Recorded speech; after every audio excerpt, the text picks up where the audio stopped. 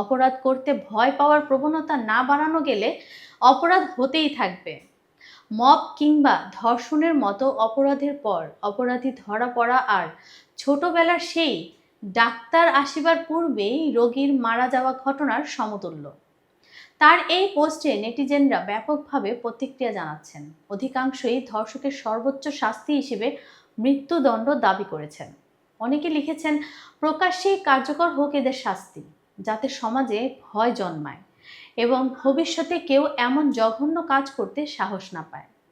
এদিকে স্থানীয় প্রশাসন জানিয়েছে, অভিযুক্তদের চিহ্নিত করে গ্রেফতারের চেষ্টা চলছে। ভিডিওটি যাচাই বাছাই করে আইনগত ব্যবস্থা গ্রহণের কথাও জানানো হয়েছে। সারা দেশে বারবার ঘটে চলা ধর্ষণের ঘটনায় সামাজিক সচেতনতার পাশাপাশি আইনের যথাযথ প্রয়োগের দাবি তুলেছেন সকলে। প্রসঙ্গত, ভিকটিম ও তার পরিবারের নিরাপত্তা নিশ্চিত করার আহ্বানও জানিয়েছেন সচেতন মহল।